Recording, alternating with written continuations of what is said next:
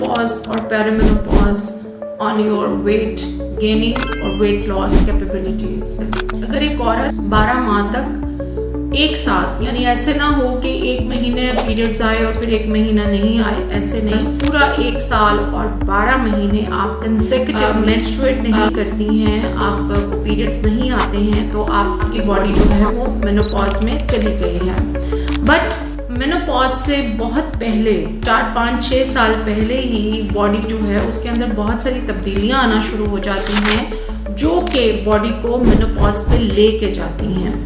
And in तब्दीलियों के सालों को हम पेरी यानी पहले, मेनोपॉज से पहले वाला एरा कहते हैं। द पॉइंट इज दिस के कहने का मकसद ये है कि सवाल ये पैदा होता है कि डॉक्टर साहब मैं मेनोपॉज में कब जाऊंगी और क्या मेनोपॉज का आना और जाना मेरी लाइफस्टाइल या उसमें मेरा अपना कोई हाथ है कि मेरी बॉडी जो है वो जल्दी मेनोपॉज में चली जाए और मेरी किसी और की बॉडी लेट मेनोपॉज में चली जाए। जी बिल्कुल, इस सवाल का जवाब बिल्कुल ये है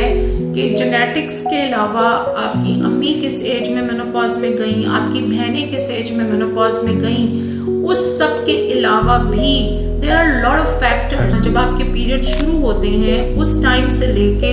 जब तक आपके पीरियड्स बंद नहीं होते, the way you treat your body, कितने ज्यादा रिफाइंड एलिमेंट्स हैं जो आप अपनी बॉडी में थ्रो कर रहे हैं, एंड हाउ अवेयर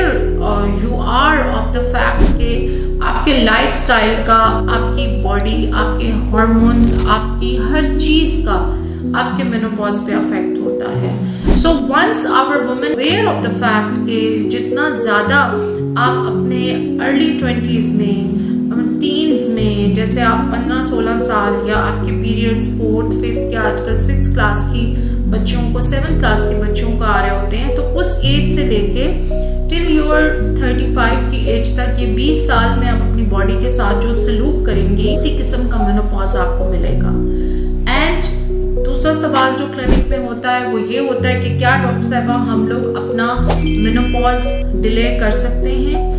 मेनोपॉज क्या एक अच्छी चीज है या बुरी चीज है? ये सवाल भी बहुत होता है। Menopause from a perspective of a doctor as my patient, मेरे हिसाब में menopause for a woman is a very bad news. It brings a lot of problems for women because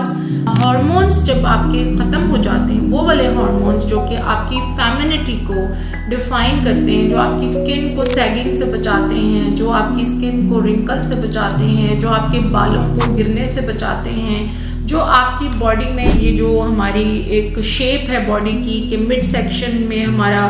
tummy के अराउंड फैट कम आए और our glass appearance है हमारी body की, फिर वो मेंटेन करने में हमारे उन हार्मोन्स का बहुत हाथ है जिसको हम एस्ट्रोजन कहते हैं। आपका ब्लश करना, आपका फीलिंग्स, इमोशंस को फील करना, रोमांटिक फील करना, बिहेवियर में आपके बहुत सारी चेंजेस आ जाती हैं जब आपका मेनोपॉज या पेरीमेनोपॉज शुरू हो जाता है। And the main cause of ageing for women is primarily menopause. So you need to understand कि हमें पेरीमेनोपॉज को भी डिले करना है, हमें मेनोपॉज को भी डिले करना है, बिकॉज हम चाहते हैं कि आप फिजियोलॉजिकली ही अपनी बॉडी के ऊपर जो हमारा रिलायंस है for skin, for hair, for skin का जो आपका एक स्ट्रक्चर होता है जिसमें पोर्स का शाइन करना, पोर्स का सॉफ्ट और बंद रहना, स्किन का सैग ना करना, आपका overall behaviour as a human, that all is directly depression and your sex desire. So that all is entirely dependent on estrogen as a matter of fact for women, because once you age estrogen start depleting and testosterone जो है वो increase होता है, which is a male pattern hormone, then it is very difficult for a doctor who is trying to stop aging. It's entirely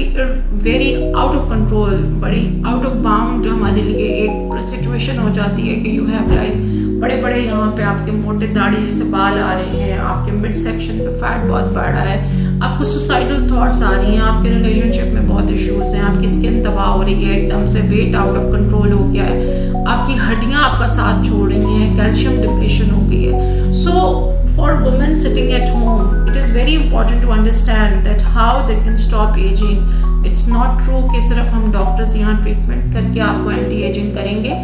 आपने भी बहुत कुछ करना है घर पे जिसका बहुत मेजर रोल है.